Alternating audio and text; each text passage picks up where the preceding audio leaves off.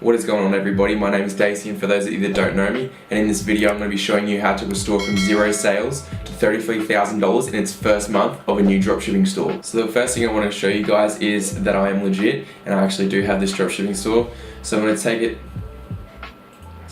it back to the first month of when I started it, which was on July the 29th was the first day. You can see here that I made $113 in the first day that I launched it. Oh, it was like the second day or something like that. But I didn't make any sales in the first day, so you can see I made 0 sales, and then on the 29th was when I started making sales. So let's go a month. Well, I'm just going to go from August because it's only the 3 days, so it's not really cutting anything out, but I'll just go from just August, which was $33,000.44. So you can see here today I've made $1,143, and yesterday I made $1,769. So it's definitely still performing really well, and I expect it to last a while. So hopping straight into the video, I'm going to be breaking it down into 3 different segments. Finding a winning product, creating a sales funnel, and then my Facebook ad strategy that I use to generate this money. Now before I go into this, I just want to answer a question that I get a lot, and it is, do you have to spend a lot of time to do this? And the answer to that is yes. What you need to understand is that 90% of dropshippers fail. They don't take it serious, they don't understand that it's a real business. It's just like becoming a pro at a sport. You're not going to become successful overnight. You have to put a lot of time and energy into it to get the reward out of it. So at the moment I actually have a full automated store, so this whole store is automated. I don't really have to do anything anymore. I do obviously check the ads every now and then, but like I said, it's fully automated. Now I'm not going to go into detail into every single one of this because my video would be like 10 hours long and I don't want to bore you guys. So in the future I'll be making more in-depth video in specific areas that you guys request me to do. So finding a product. So the product that I found, it solved a problem, had wow factor, and it triggered emotion. Aside from these 3 things, you do not want to go out there and find a product that is not selling. The whole goal of us is to make money, so we're going to look for products that are already selling. You don't want to be a guinea pig and be the one testing new products. You want to find something that's already selling. And how I knew that my product was already selling was I seen an ad on Facebook that I got hit with, and I clicked on it to see if I got retargeted by it. Now if I was to get retargeted by it, I know that they were making sales because they're not going to spend money on retargeting ads if it's not making money. Now I also saw that it had a lot of engagement on the post, and what I mean by that is it had a lot of likes, had a lot of shares, comments, and it had a lot of views. So obviously if it's got all these things, you know that it's selling, because like I said, you're not going to pay money for something that's not performing well. And then about an hour later I actually did get retargeted with it, so that was confirmation for me to know that it was definitely making money and that I should be looking into it more to research this product. And then lucky enough for me, it had all these 3 things. It solved a problem, has wow factor, and it triggers emotion. So if you can sell a product that sells emotion, it will definitely make it a lot easier to have success. Now if you want me to make a full video on going into product research and what I look for in products, leave a like and I'll definitely make a video on that, because that's something that I want to make next for you guys. As I said, I cannot go full into detail into every single specific thing on this list because this video would just be 10 hours long. So creating a sales funnel. So that was a question that I had to ask myself at the start when I was launching this new product, was I going to use ClickFunnels or was I going to use Shopify? So I had a list of reasons why I should use them and benefits for both platforms. And ClickFunnels outweighed Shopify easily for me, so that's why I went with ClickFunnels. These are some of the reasons why I went with them. So it separated me from 90% of dropshippers. What I mean by that is 90% of dropshippers fail, and out of those 90% of them, majority of them use this same Shopify debut theme. So what I mean by debut theme, if you don't know what that means, is it's the theme on Shopify that they use. So what the website looks like. Everyone uses the exact same one. So if there was a customer that went onto a Shopify website and they had the debut theme, and these people didn't take dropshipping serious, they didn't understand it's a real business, and they were late with sending out their orders, they didn't reply to the customer service questions that they had no team in place, and that customer is frustrated with them because it had long shipping time and they weren't replying to their emails and things like that. And then that same customer clicks on one of my ads and I'm using that same Shopify theme and my website looks exactly the same but it's a different product. That customer is not going to want to buy off me because it will trigger that emotion of frustration that they had with that last dropshipper that they were trying to purchase off. So moving on from that, a customer has only 2 options on my website. Just to clarify, when I say funnel, my funnel is my website, okay? So that's Don't get confused when I say funnel. I'm just talking about a website. It's just called ClickFunnels, and you make funnels on ClickFunnels, okay? So that's what I mean by funnel. It is just a website. So on my funnel, it only had two options, which was the exit button or it was the buy now button. So there was no about me, a gallery, about us, or learn more, like all these different buttons that Shopify have. There was none of that. If a customer trusts me enough to click on my ad, land on my page, it tells me that they're interested in the product. So why would I send them to another button? Like, I don't want them to go anywhere else. I'm trying to make money. Why would I send them to an about us page? It just doesn't make sense to me.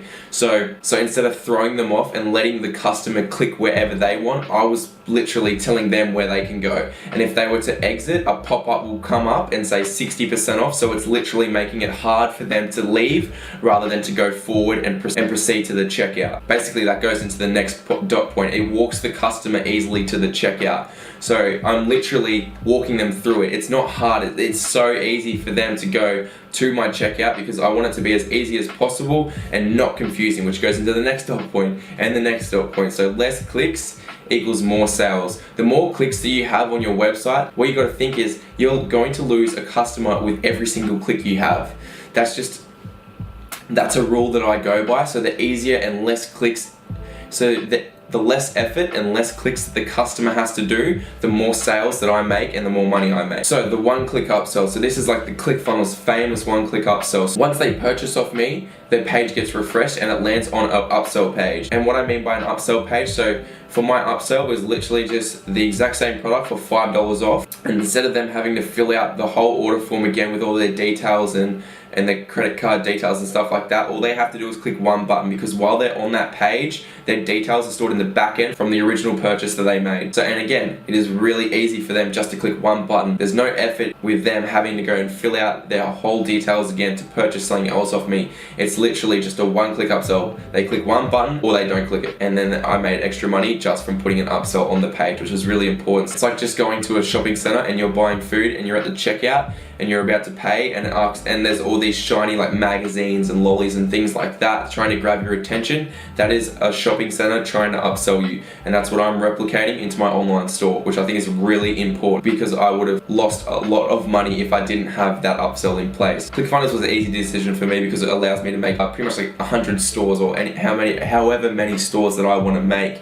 Instead of Shopify and you have to go create a new store for every single one, I'm basically allowed up to 100 stores with the same profile that I have with ClickFunnels. So it has a higher conversion than Shopify too. So the conversions, I think it was 2018 average conversion for a ClickFunnels store was like 10 to 15%, and Shopify's was 1 to 3%. So you can just see in that ClickFunnels is converting a lot higher, and I've had a lot of success with this, and I'm here to make money. So obviously I'm going to go with something that is actually statistically proven, and it's working for me too. So if it's working for me, I'm going to keep doing it. So now I'm going to talk about my Facebook ad strategy. So this might get a bit confusing, and if it does, it's fine. I'll make more videos on this. Don't think that I'm not going to make any more videos on my Facebook strategy. This is just, I'm trying to fit it into a one short video for all you guys.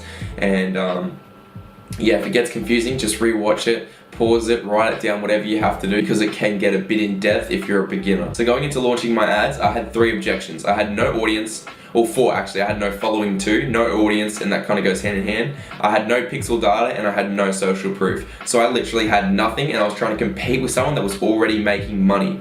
So what I had to do is I basically had to pay to build it. So going into my strategy, this is my strategy. So I'm paying to build data. What I first did was I built a website conversion campaign first to create my post ID. So the first thing I wanted to do was basically build social proof, and I wanted to build pixel data. And if I was to run a website conversion campaign first, it wouldn't give me the engagement or social proof that I wanted to get more sales. I wanted to build a massive audience on this ad that I was running, so I wanted to have a lot of likes and a lot of comments and a lot of shares, and running a website conversion campaign isn't going to get me that first, because the more engagement that I have on my post, also known as social proof, the more comfortable a customer is going to feel with purchasing off me. If I had 2 ads, one with 1,000 likes and one with no likes, everyone's going to feel more comfortable with buying off the ad that has 1,000 likes because it has no social proof in this ad. So the more social proof you have, the more comfortable a customer is going to feel with purchasing off you. So in saying that, what I had to do was I had to actually build a website conversion campaign first to create the post ID. So I couldn't actually build a PPE campaign first, because if I was to copy that PPE campaign ID and put it onto a website conversion ID, the creative looks really weird and you can't actually add like your 5-star rating and stuff like that. And I think I don't know if your call to action's there. I can't think of it off the top of my head, but there's a few things that are missing on your creative if you start with a PPE campaign first.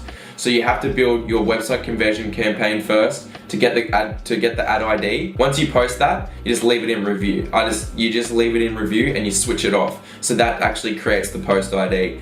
And then once you have the post ID from your website conversion campaign, that's when I start building my audience, because I can use that post ID and put it onto my PPE campaign, and then that will start building social proof. And then later on, when I run my website conversion campaign again, when I'm optimizing for people to convert, I'm able to use that post ID of the PPE campaign. Later on, when I'm going to optimize for conversions, if someone out of that PPE audience likes the post, it will also like the post on my website conversion campaign. So all the people that Facebook is going to target when they're converting, they can see all the likes from my PPE campaign. Now that was so hard to explain because it gets so confusing, but it does make sense if you understand it. But if you're a beginner, you're not going to really understand what I'm saying. So going back to me launching it, I launched my PPE campaign. I launched 4 ad sets at $5 a day, top 5 countries, so US, Canada, United Kingdom, Australia, and New Zealand. Broad single interests, 18 plus, Facebook and Instagram feeds only. So I didn't do stories, and I only did Facebook and Instagram because I've tested with stories and they haven't converted very well for me. So I'm not going to do something that's not working. Like I said, these ad sets have an audience size of 1 to 10 million, because anything over that is just too broad, and anything under 1 million isn't enough for Facebook to go out and optimize to its fullest potential. So I let that run for 3 days. I think it was like for 2 days or 1 day later. And then I launched my website conversion campaign, because what happened after that day is it had a lot of engagement. I think it had like over 4,000 likes on the ad, which is huge. That is a lot of likes for an ad. That was enough for me to say, okay, now I can run my conversions campaign, because it has enough social proof on there for all the conversions audience to go and buy off me, because it has a lot of engagement. So then I ran 5 ad sets optimizing for website conversion at $5 a day. And it was the exact same thing. Top 5 countries, single interest, 18 plus, Facebook and Instagram feeds only.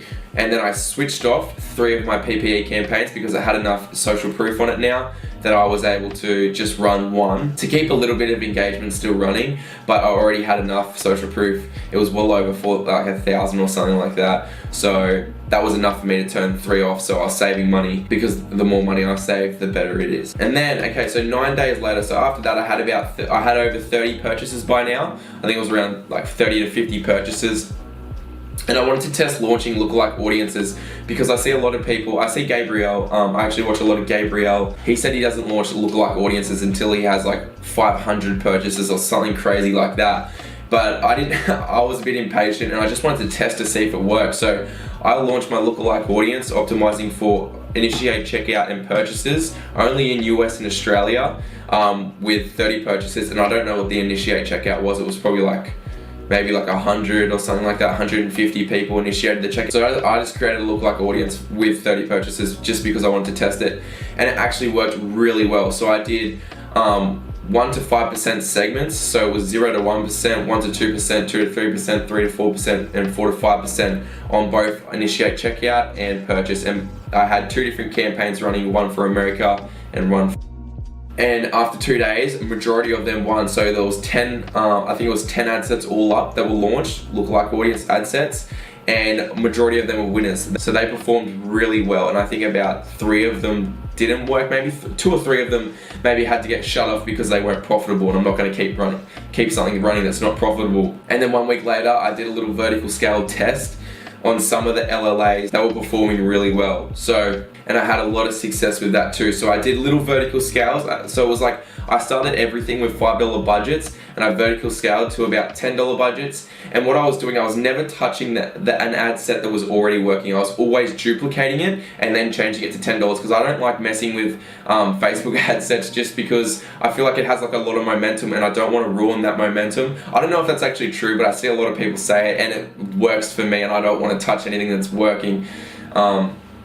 So that's what I just do. I duplicate it instead of just upping the budget in the same ad set. I always duplicate it, then change it. So if it's $5, I change it to $10 after duplicating it. And that's what a vertical scale is. So I vertical scale tested some of my lookalike audiences, and pretty much all of them were successful too, which was crazy. Like, I'm having a lot of success with this new dropshipping store.